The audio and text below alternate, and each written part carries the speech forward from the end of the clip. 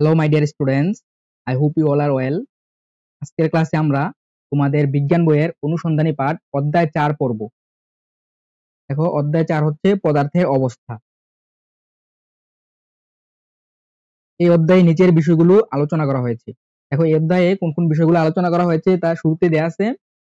এগুলো হচ্ছে পদার্থের 3টি অবস্থা: কণার গতিতত্ত্ব, ব্যাপন নিঃসরণ, মোমবাতির জ্বলন এবং মোমের 3টি অবস্থা, গলন ও স্ফুটন, পাতন ও ঊর্ধ্বপাতন।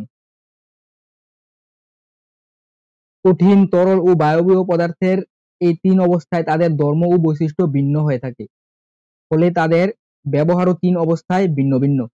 আচ্ছা, এলেন থেকে আমরা কি বুঝতে পারলাম? একটা পদার্থের 3টি অবস্থা হয়, তা হচ্ছে কঠিন, তরল এবং বায়বীয়। কঠিন পদার্থের উদাহরণ হচ্ছে সাপোজ বরফ। বরফ হচ্ছে কঠিন, আর আমরা যে নর্মাল পানি পান করি গ্লাসে গ্লাসে ঢেলে, তা হচ্ছে তরল। আর পানি ফুটালে যে বাষ্পীয় হয়, যে উপরে যে উপরে যে আমরা দেখি, এটা হচ্ছে বায়বীয় বা গ্যাসীয় অবস্থা। তো একটা পদার্থের নরমালি 3টা অবস্থা হয়: কঠিন, তরল এবং বায়বীয়। এবং এই 3 অবস্থায় পদার্থ 3 রকম ধর্ম ও বৈশিষ্ট্য থাকে।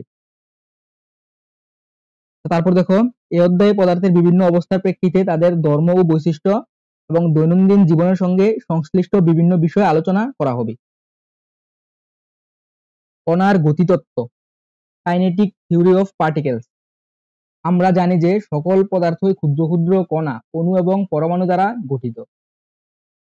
এই সমস্ত কণার গতিশক্তি তাপমাত্রা দ্বারা নিয়ন্ত্রিত হয় এবং পদার্থটি কোন অবস্থায় থাকবে এটি প্রভাবিত করে। পদার্থের এই কণাগুলো একে অপরকে আকর্ষণ করে এবং সেই কারণে কণাগুলোর মাঝে এক ধরনের আন্তঃকণা আকর্ষণ, আন্তঃআণবিক বা আন্তঃপারমাণবিক শক্তি থাকে। কণাগুলোর গতিশক্তি এবং আন্তঃকণা আকর্ষণ শক্তি দিয়ে পদার্থের কঠিন, তরল ও গ্যাসীয় অবস্থা ব্যাখ্যা করা হয় এবং ব্যাখ্যা করার এই তত্ত্বকে কণার গতিতত্ত্ব বলা হয়।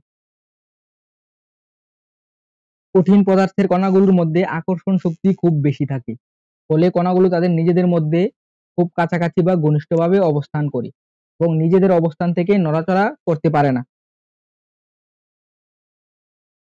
যখন কোনো কঠিন পদার্থকে তাপ দেওয়া হয়, তখন কণাগুলো তাপ শক্তি গ্রহণ করে কাঁপতে থাকে। যখন আরো বেশি তাপ দেওয়া হয়, তখন কণাগুলো এত বেশি কাঁপতে থাকে যে এগুলোর আন্তঃকণ আকর্ষণ শক্তি থেকে নিজেদের খানিকটা মুক্ত করে কিছুটা গতিশক্তি লাভ করে। পদার্থের এই অবস্থা হচ্ছে তরল অবস্থা। আমরা জানি যে তরল পদার্থের নির্দিষ্ট আয়তন থাকলেও নির্দিষ্ট আকার থাকে না। এই অবস্থায় তরল পদার্থকে আরো বেশি তাপ দিলে কণাগুলো তাপ শক্তি গ্রহণ করে তাদের গতিশক্তি বাড়তে থাকে এবং একসময় গতিশক্তি এত বেশি বেড়ে যায় যে কণাগুলো তাদের নিজেদের মধ্যে আকর্ষণ শক্তি থেকে প্রায় মুক্ত হয়ে বিক্ষিপ্তভাবে ছুটতে শুরু করে। এই অবস্থায় তরল পদার্থ গ্যাসীয় পদার্থে পরিণত হয়, যেটা হচ্ছে গ্যাসীয় অবস্থা। আমরা জানি যে গ্যাসীয় অবস্থায় পদার্থের নির্দিষ্ট কোনো আয়তন থাকে না। তাদেরকে যে পাত্রে রাখা হবে, কণাগুলো সেই আয়তনের পাত্রে ছোটাছুটি করতে থাকে।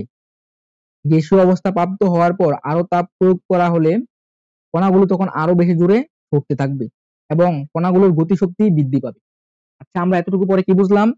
যে কঠিন পদার্থের বেলায় দেখো, এই চিত্রটা হচ্ছে কঠিন পদার্থের, এটা হচ্ছে তরল পদার্থ আর এটা হচ্ছে গ্যাসীয় পদার্থ। কঠিন পদার্থের বেলায় দেখো, এটা তোমার ধরো একটা পদার্থের কণা, সাপোজ এটা হচ্ছে পানি। এখন দেখো, যখন পানি বরফ অবস্থায় থাকবে, আমরা জানি পানি H2 দ্বারা তৈরি, আর 2টি হাইড্রোজেন ও 1টি অক্সিজেন হচ্ছে পানির অণুর সংকেত। এটা তোমরা সবাই জানো। এই প্রত্যেকটাকে তুমি ধরে নাও একটা একটা H2। তাহলে যখন পানি বরফ অবস্থায় থাকবে, মানে কঠিন থাকবে, তখন পানির অণুগুলো দেখো একদম কাছে কাছে। এই দুটো অণুর মাঝখানে কোনো ফাঁকা থাকেই না এবং কি কঠিন পদার্থের একটি আকার আছে। কঠিন পদার্থকে কোনো গ্লাসের মধ্যে নাও, তাহলে কিন্তু গ্লাসের আকৃতি ধারণ করবে না, কিন্তু তরল পদার্থ গ্লাসের মধ্যে নিলে গ্লাসের আকৃতি ধারণ করে। কিন্তু কঠিন পদার্থের নিজের একটি আকৃতি আছে, আর গ্যাসীয় পদার্থের কোনো আকৃতি নাই। এটা যে পাত্রে রাখবা, পুরো পাত্রটা এটা দখল করে ফেলে, কিন্তু পুরো সম্পূর্ণ পাত্রের মধ্যে এটা ছোটাছুটি করতে থাকে। আর তরল পদার্থ যে পাত্রের মধ্যে নেওয়া হয়, সেই পাত্রের আয়তনই ধারণ করে। আচ্ছা দেখো, কঠিন পদার্থের বেলায় এখানে কণাগুলো একদম কাছাকাছি থাকে এবং কি তাদের আন্তঃআণবিক আকর্ষণ বেশি থাকে এবং কি কণাগুলোর গতিশক্তি কম থাকে। গতিশক্তি কম থাকলেই আন্তঃআণবিক আকর্ষণ বেশি থাকবে এবং কি পদার্থটি তখন কঠিন অবস্থায় থাকবে।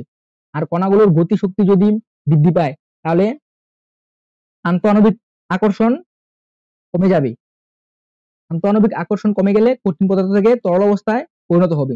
যদি আন্তঃআণবিক আকর্ষণ আরো বেশি কমে যায় তাহলে তরল অবস্থা থেকে গ্যাসীয় অবস্থা প্রাপ্ত হয়। দেখো, আর এই আন্তঃআণবিক আকর্ষণ কমানোর জন্য এবং গতিশক্তি বাড়ানোর জন্য তাপ প্রয়োগ করতে হয়। তাপ প্রয়োগ করলেই পদার্থের কণাগুলোর গতিশক্তি বৃদ্ধি পায়, আর গতিশক্তি বৃদ্ধি পেলে আন্তঃআণবিক আকর্ষণ কমে যায়। আর আন্তঃআণবিক আকর্ষণ কমে গেলেই পদার্থ কঠিন থেকে তরল এবং কি তরল থেকে গ্যাসীয় অবস্থা হয়ে যায়। আবার ঠিক তেমন যখন তুমি তাপ সরাই নিবে, যেমন গ্যাসীয় অবস্থা থেকে যদি তাপ অপসারণ করো তাহলে তার গতিশক্তি কমে যাবে এবং কি আন্তঃআণবিক আকর্ষণ বৃদ্ধি পাবে।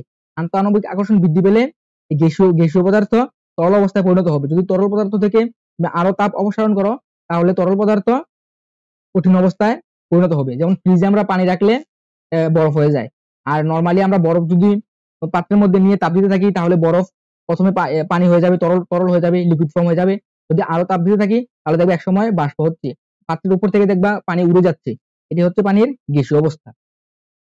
আচ্ছা, আজকের ক্লাসটি এ পর্যন্তই থাকবে। নেক্সট ক্লাসে আমরা ব্যাপন থেকে পড়া শুরু করব।